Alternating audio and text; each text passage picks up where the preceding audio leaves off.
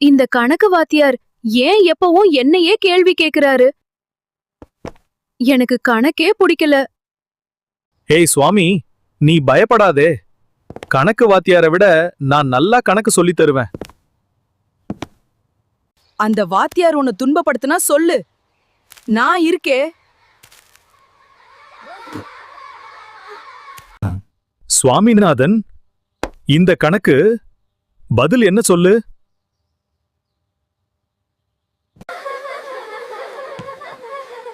சுவாமி மீண்டும் சிக்கிட்டான்.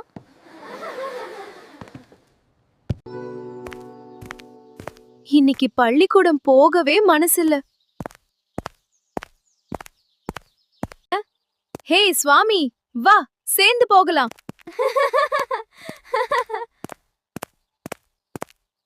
ஐயோ, வீட்டு பாடம் செய்யவே மறந்துட்டேன். பரவாயில்ல, நான் உதவி செய்கிறேன்.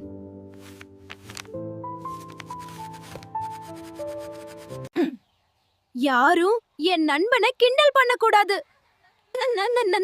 கிண்பனை கிண்டல் பண்ணக்கூடாது. வாங்க எல்லாரும் சேர்ந்து சாப்பிடலாம்.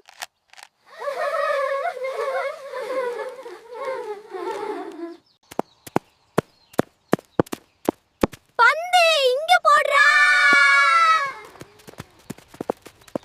இப்ப பாருங்க என் ஷாட்ட.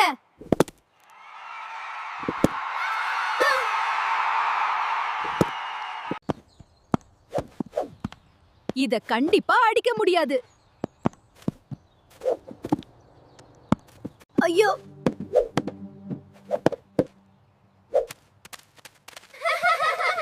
கையில இருந்து போயிடுச்சு. சுவாமி, அந்த புது பையன் ராஜம் ரொம்ப பந்தாவா வர்றான். இன்னைக்கு சாயங்காலம் அவனுக்கு ஒரு பாடம் புகட்டணும். மணி, வேண்டாம். அவன் கலெக்டர் வீட்டு பையன். அவன்கிட்ட நிஜமான துப்பாக்கி இருக்கும்னு சொல்றாங்க. உங்ககிட்ட சண்டை போட நான் வரல. நாம ஏன் நண்பர்களா இருக்க கூடாது? என்கிட்ட நிறைய பொம்மைகள் இருக்கு. நாம எல்லாரும் சேர்ந்து படிச்சா பரீட்சையில நல்ல மார்க் எடுக்கலாம். விளையாட்ட அப்புறம் வச்சுக்கலாம். பாட்டி, தூங்காதீங்க, நான் சொல்றத கேளுங்க. ராஜம் ஒரு புலிய கொண்டிருக்கான் தெரியுமா? அப்படியா கண்ணா? உன் தாத்தாவும் அந்த காலத்துல ரொம்ப தைரியமானவர். அவர் ஒரு முறை, சாமி, பாட்டிய தொந்தரவு செய்யாம போய் படி. பரீட்சை நெருங்கிடுச்சு. வெள்ளையனே வெளியேறு! அந்நிய பொருட்களை தீயிட்டு கொளுத்துங்கள்! இந்தாங்க என் தொப்பி. இதுவும் வெளிநாட்டுல செஞ்சதுதான். இதையும் நெருப்புல போடுங்க. நம்ம டீம் பேரு மல்குடி கிரிக்கெட் கிளப். நாம மத்த எல்லா டீமையும் தோற்கடிக்கணும். ஆனா ராஜம், எனக்கு பந்து வீச தெரியாதே. நான் எப்படி விளையாடுவேன்? நீதான் நம்ம டீமோட டேட்டம். உன்னால வேகமா பந்து வீச முடியும், எனக்கு தெரியும். சுவாமிநாதன், ஸ்கூல கட்டடிச்சிட்டு கிரிக்கெட் விளையாட போறியா? ஒழுங்கா முட்டி போடு. என்னால இனிமே இங்க இருக்க முடியாது. நான் ஓடி போறேன். எங்க போயிட்டான் இந்த பையன்? ராத்திரி முழுக்க வீட்டுக்கே வரலையே. சுவாமி, சீக்கிரம் வா. ராஜா ஊரை விட்டு போறான். ரயில பிடிக்கணும். ராஜம், என்ன மன்னிச்சிடு. இந்த ஆக்ஸ்போர்ட் டிக்ஷனரி உனக்காக தான் கொண்டு வந்தேன். அவன் உன்னை பார்த்திருப்பான் சுவாமி.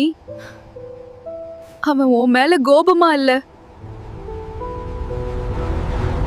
மல்குடிங்கிற ஒரு அழகான கற்பனை ஊர்ல நடக்கிற நம்ம சுவாமிவாதன் சுவாமி அப்புறம் அவனோட நண்பர்களோட லொல்லு தான் இந்த கதை. இத கொஞ்சம் கலோக்கிய தமிழ்ல ஒரு குட்டி ஸ்டோரி மாதிரி கேளுங்க. ஆரம்பமே அதிரடி.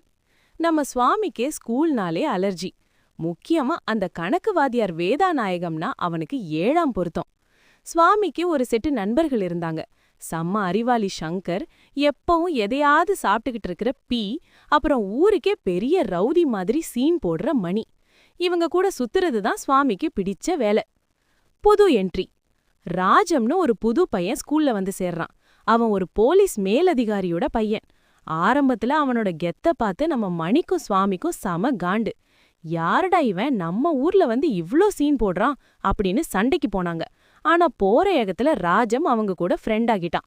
ராஜம் ஒரு சம வசதியான பையன். அவன்கிட்ட இருக்கிற பொம்மைகளை பார்த்து சுவாமி அவனுக்கு விசிறி ஆகிட்டான். வீட்ல லொல்லு. சுவாமிக்கு வீட்ல அவங்க பாட்டினா ரொம்ப உசிறு. ராத்திரி நேரத்துல பாட்டி மடியில படுத்துக்கிட்டு ராஜம் எவ்ளோ பெரிய ஆளு, அவன்கிட்ட எவ்ளோ துப்பாக்கி இருக்குன்னு கதையா விடுவான். அவங்க அப்பா கொஞ்சம் கண்டிப்பான ஆளு. ஒழுங்கா படிடான்னு சொல்லிக்கிட்டே இருப்பாரு. சுதந்திர போராட்டம். வம்புல மாட்டின சுவாமி. கதை சூடு பிடிக்கிற இடம் இதுதான். அந்த சமயத்துல சுதந்திர போராட்டம் பயங்கரமா நடக்குது. ஒரு நாள் ஒரு பெரிய கூட்டத்துல சுவாமி போய் நிக்கிறான். உணர்ச்சி வசப்பட்டு வெள்ளக்காரன் கொடுத்த தொப்பி இதெல்லாம்னு ஒருத்தரோட தொப்பிய நெருப்புல தூக்கி போட்டுடுறான். இதனால ஸ்கூல்ல பெரிய பஞ்சாயத்தாகி சுவாமிய போட்டு வாங்குறாங்க. கோவத்துல நம்ம ஆளு ஹெட்மாஸ்டரோட பிரம்ப பிடுங்கி ஜன்னல் வழியா தூக்கி போட்டுடுறான். அந்த ஸ்கூலை விட்டே ஓடி வந்துடுறான். MCC Malgudi cricket club. வேற ஸ்கூல்ல சேர்ந்தாலும் சுவாமிக்கு கிரிக்கெட் மேலதான் முழு கவனமும். ராஜம் எம்சிசி அப்படின்னு ஒரு டீம் ஆரம்பிக்கிறான். நம்ம சுவாமி தான் அந்த டீமோட மெயின் பவுலர். அவனை டேட்னு கூப்பிடுவாங்க. ஆனா புது ஸ்கூல்ல ஹெட்மாஸ்டர் விடவே மாட்டேங்கிறாரு. பிராக்டிஸ் பண்ண முடியாம சுவாமி தவிக்கிறான். ஒரு நாள் கோவத்துல அந்த ஸ்கூல்ல இருந்து ஓடிடுறான். காட்டுல வழி தவறி. வீட்டுக்கு போனா அப்பா அடிப்பாருன்னு பயந்துட்டு ஊரை விட்டே ஓடி போறான்.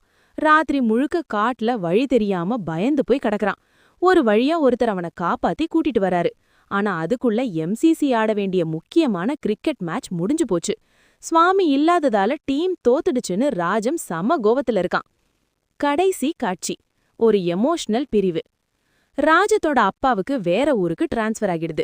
ராஜம் ஊரை விட்டு கிளம்புறான்னு தெரிஞ்சதும் அவசரமா ரயில்வே ஸ்டேஷனுக்கு ஓடுறான். அவனுக்கு ஒரு ஆக்ஸ்போர்ட் டிக்ஷனரிய கிஃப்ட் கொடுக்க கொண்டு போறான். ஆனா ராஜம் அவன் முகத்தை கூட பார்க்காம ரயிலுக்குள்ள போயிடுறான். ரயில் நகர ஆரம்பிச்சதும் சுவாமி அழுதுகிட்டே பின்னாடி ஓடுறான். கடைசி வரைக்கும் ராஜம் அவனை மன்னிச்சானா இல்லையாங்கிறது ஒரு மர்மமாவே முடிஞ்சிடுது. If you like this video, please like, share, and subscribe.